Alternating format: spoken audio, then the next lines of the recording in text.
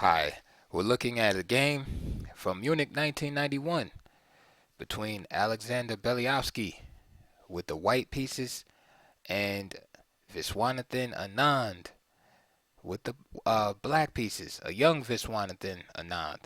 And we're going to be looking at this game from black's perspective, and that's why I have the board flipped. So let's get going. This game started out d4, d6, and this used to be called the rat because of its sneaky transpositional nature, this move d6, and we see why. So, of course, black could have played c4, and we could have transposed into all types of different openings, and that's why it had that nickname back in the days. So, for instance, after c4, knight f6 could be played, Dutch defense, right? A lot of different things can be played, even this move, right? So it's a sneaky move, and that's why we get this nickname, the Rat. In this case, Beliavsky opts for e4, and we get a Pyrrhic defense, the knight f6, knight c3 guarding the e pawn, g6 from Anand, f4. So we have one of the most aggressive lines against the Pyrrhics, and the Austrian attack. Bishop g7, knight f3, and castle. This is the old traditional way of meeting the Austrian attack. c5 is the other way. Is also very sharp and just as reliable. I think c5 might even be better, but castle is good too. Bishop e3. Now, I just want to take time to let you know that the main move usually is bishop d3, and the idea is to follow that up with kingside castling. Okay, let me just show you instead of telling you. So let's say, for instance, c5, d takes the castle, and let's say, for instance, queen b6 and queen e1, and then normally white can follow up with moves like h4 or f4 to f5, etc., trying to rip open the king side. Okay, so that's one plan. Okay, like I said, this is just a sample line, but that's just one plan. I did some time of even transferring the queen to h4, and again with this idea, and sometimes you get this too, h4, h5. But what Beliavsky chose is another plan. Excuse me. Oops. Is bishop e3. The idea with bishop e3 is to set up with queen d2 and queenside castling.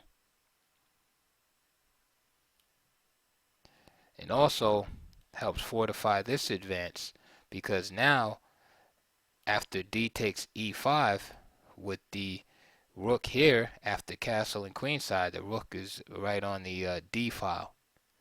So it's just a different setup. So Anand plays b6. Now this move has two ideas. The first move, which is real obvious, is just to put the bishop here, b7, affecting e4.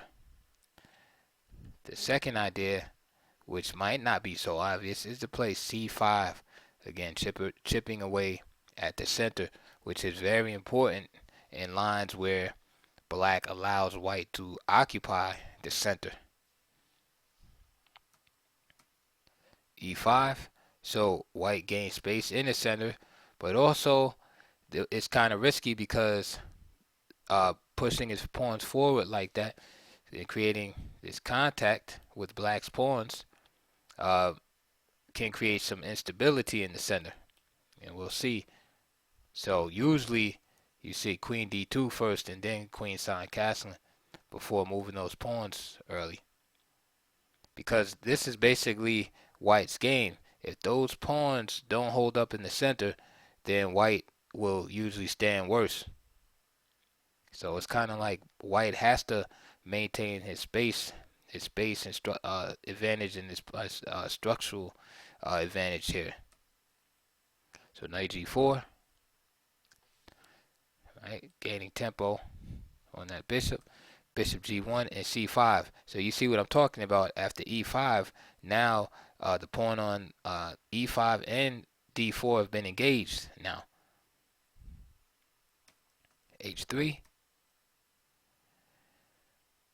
and knight h6. And just note that after, say, d takes c5, b takes c5, and queen d5, trying to pick up this rook right here will backfire after queen b6. And the main idea is if queen takes a8, then bishop b7, locking up the bishop on a8. So knight d5, queen takes b2, and we see that black would be winning as the rook on a1 and queen a8 both attacked. So after c5, h3 was played, knight h6, and d5. Okay, so Beliavsky is following his plan. He's maintained his pawn center, and he has a good space advantage. Now, here's where the imbalance comes in. So white has the big space advantage, but black has the lead in development. So we know what to do when we have a lead in development. We have to vigorously attack the other player and try to open up to position. That's black's plan in a nutshell. Head in development and vigorously continue to attack the center and the opponent's position before he can catch up in development. Because if white does catch up in development, then he just has a huge space advantage without any penalty whatsoever. So the space advantage comes with the price, and the price is that he fell behind in development. So now it's up to black to exploit that. Okay, so that's black's plan. Black's plan is to exploit that lack of development. White's plan is to catch up in development while maintaining his space advantage. So let's see how it turned out. So d5, bishop b7, queen d2. So Beliavsky continues with the plan to castle on the queen side. So far so good. Now, just to give you an idea how dangerous situation can get, if queen e2, right, and it's with the same idea of castling queenside, black can play bishop a6, attacking that queen. And then if queen f2, bishop takes f1, queen takes f1, and knight f5 with a lot of counterplay. For instance, knight can jump in there, right? So to stop that, say bishop f2, and start chipping away at the center. D takes e5, f takes e5, knight d7. Again, you have the bishop on g7, knight on d7 attacking the e5 pawn, g4, and now knight d4. This will destroy the enemy center because now this knight is on prise. So after knight takes d4, c takes d4, bishop takes d4, and knight takes e5. And the enemy center has been successfully broken down. So that shows you one line that how precarious things are for white, and he must play very accurately. Another move that could have been tried instead of queen e2 is g4, right? Keeping this knight out of the picture, preventing knight f5. But one of the old adages is when faced with the flank attack, counterattacking the center. So here we see fg4, and d takes e5, f takes e5, and then e6.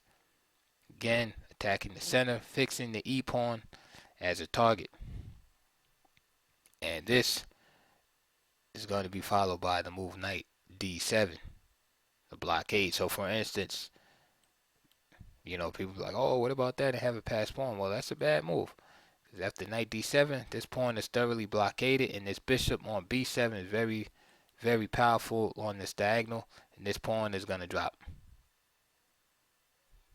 There's no way to adequately protect that pawn. For instance, queen e2 just takes because this is pinned. So, queen d2, which is quite normal, is played with the idea of castling queenside. But notice the other part of White's plan is not realizable at the time. For instance, he had the bishop here earlier and would have loved to play the old bishop h6 plan. So sometimes you can't get, all of the elements of your plan into the game. So it's a give and take. So knight f5, and there's bishop h2 guarding that g3 square. So we see a lot of time being used by White trying to defend against the various threats by Anand here. Another subtlety is if bishop f2, because you say, hey, what's the difference? Bishop f2, bishop h2. Well, again, if bishop f2, then d takes, f takes e6. And this time, the move castle just simply flat out loses the bishop h6. Because of the pin, queen, king, and this bishop is not able to come here to defend because the knight is here on f5 and black would simply capture. Okay, so that's the difference. So Beliavsky, of course, seen that, and with bishop h2, the idea is with the bishop there, he can successfully play bishop f4 at the end of that line, because notice if the bishop is here, the bishop comes here and just simply gets captured. But with that same line, the bishop will come on f4 and it won't work. Okay, matter of fact, let me show you like that way instead of being lazy. So for instance, d takes, f takes, and sorry about that.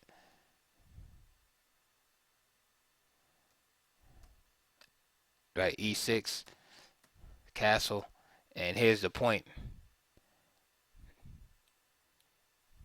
So here's the same line, except the bishop is on h2. Right, instead of f2, the bishop is on h2. So the difference is that here it's easily defensible. Right, just that little nuance in the position. So that shows you the strength of player that you're dealing with. Again, to show you the other position, with the bishop on f2, see, now there's no defense because this piece just gets captured. So that's the difference. Okay, let's move on. So back to our main position. These moves were played. e6, castle was played by White. And just to show you real quick, if g4, then simply just knight h4 is good. What else? d6, natural looking move. Knight d7, again blockade of the d pawn, and then the e5 pawn is going to be captured because this knight is one of the protectors of e5 and is easily captured by the bishop b7. Bishop c4, again, this b5 is good for black. Trading off a flank pawn for a central pawn. And this is why Beliavsky decides, hey, let me just get on with my development here. And he castles on the queen side. Of course, this allows Anand to continue to chip away at that center. So there, bye to the d pawn. E takes d5. Again, we already discussed this. Bishop h6, bishop f4. Chipping away at the center. This is the idea behind all of these defenses. The modern, the Pirc, Alekhine, all of these so-called modern and hyper-modern defenses. The idea is the same, is allow white to put his pawns in the center, and then black strikes back later after gaining the information as to what type of setup the opponent is going to play, and then placing his pieces and pawns accordingly. So we see the once mighty three-pawn center, this so-called Austrian attack, has disappeared. Where are the 3 pawns? Now we're down.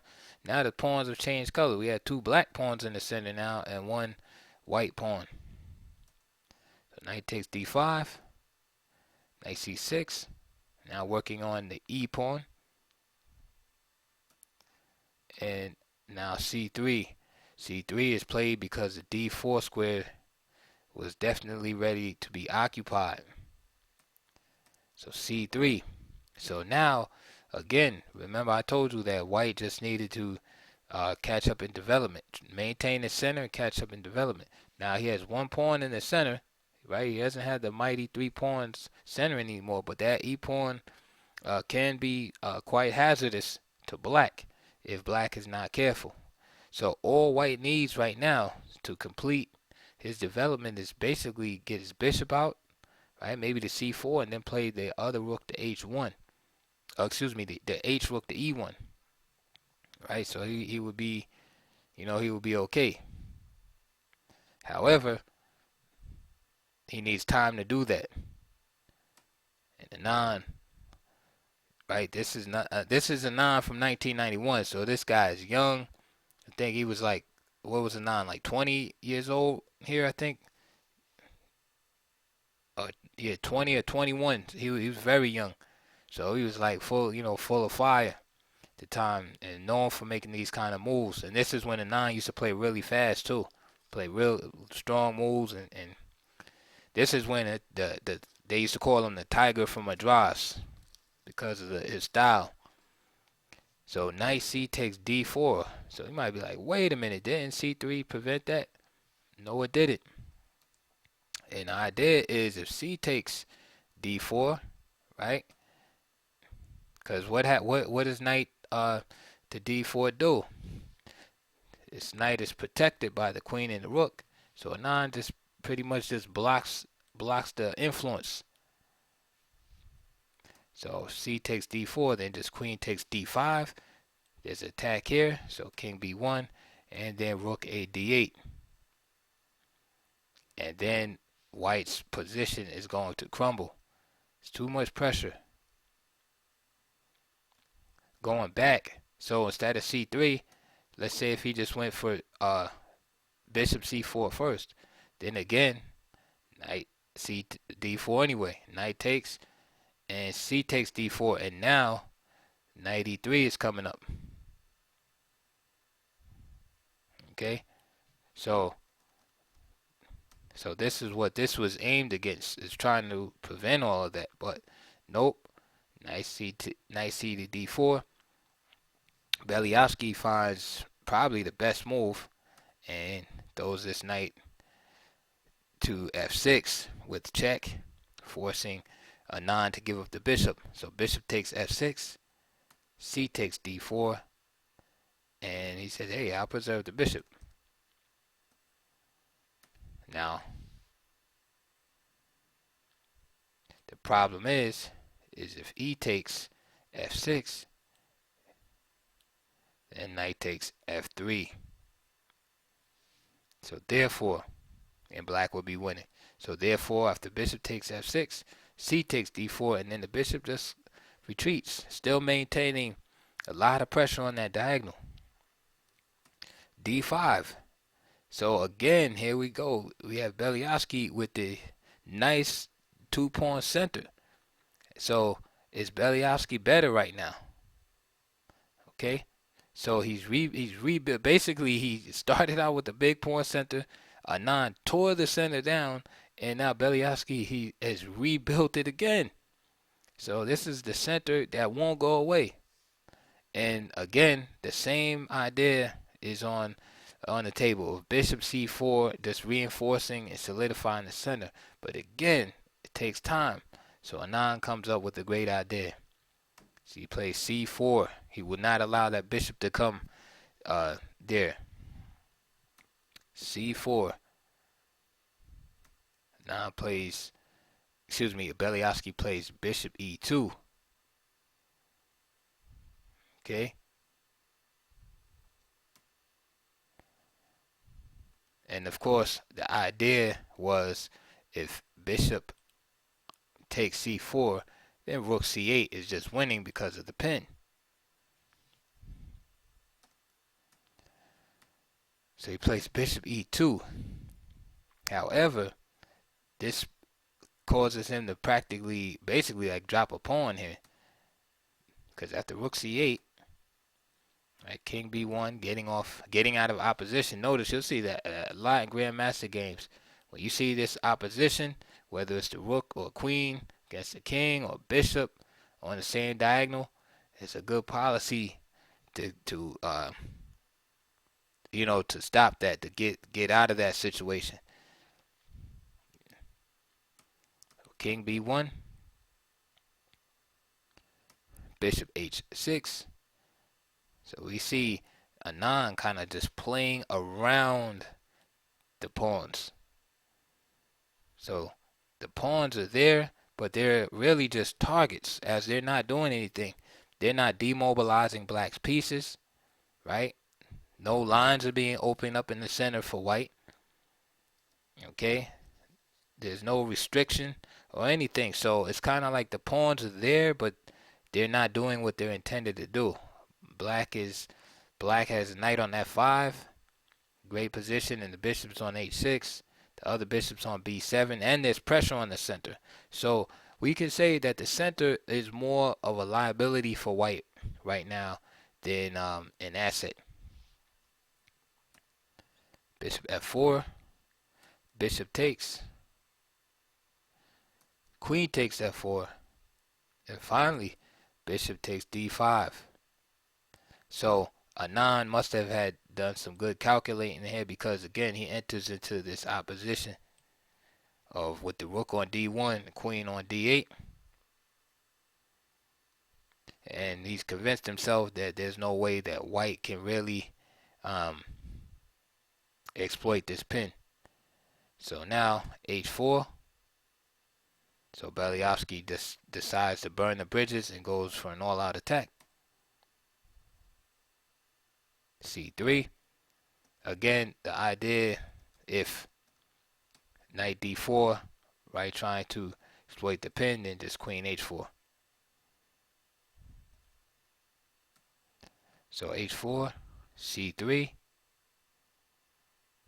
and we see that black's attack is a little faster here.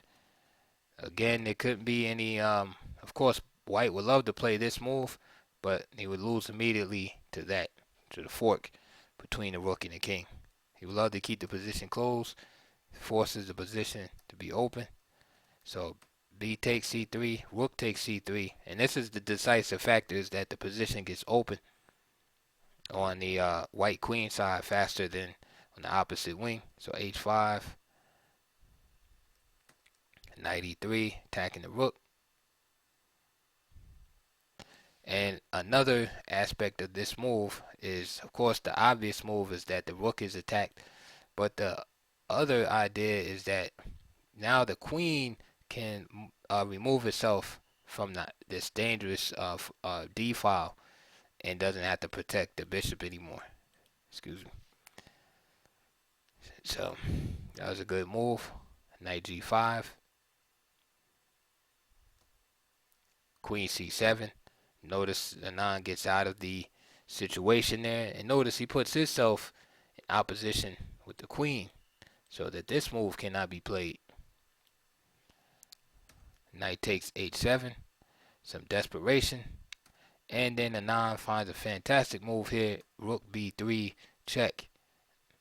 And the idea behind rook b3 check is if a takes b3, then queen c2, king a1, queen c3 check, king b1, queen takes b3, king a1, and then knight c2 mate, or just queen a2 mate.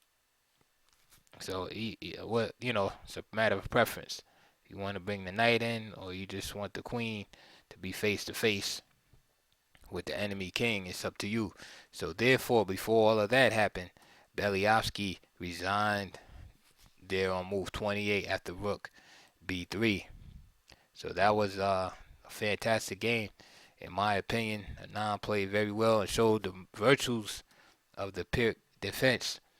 You don't see these openings for black too much at the top level. They're like rare guests, but it just goes to show you that it's a lot of those things because of the opening itself. It's not that the Pirc or modern are bad per se. It's just that sometimes things come into favor, fall out of favor, or there's just better positions or better openings that the grandmasters like to get into. But every now and then it's cool to see them play these type of openings, and it just shows you that it's not an easy nut to crack, because Beliavsky is a former world championship contender, a great player, and he was not able to assert his will in this game, even though he probably thinks that the Pirc is probably not good, or the reputation of it's not that good. He still couldn't make it happen. So anyway, I hope you enjoyed that game right there, and I advise that you study it. It's a lot to learn in this game, especially about the center. And it took me a while, because looking through these games, it impressed me, because I had noticed that throughout this game, white had built the center, black tore the center down, white built the center back up again.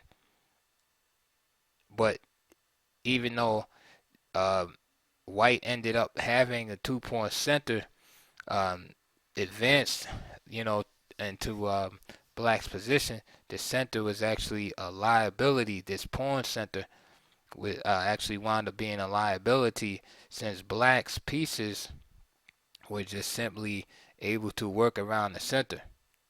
And that's like a lesson in itself. So it's like the center is very important, but it's definitely depends on the application and situation that that the center stands, especially in relation to the pieces. So again, please like and subscribe, and I'll see you shortly with another video.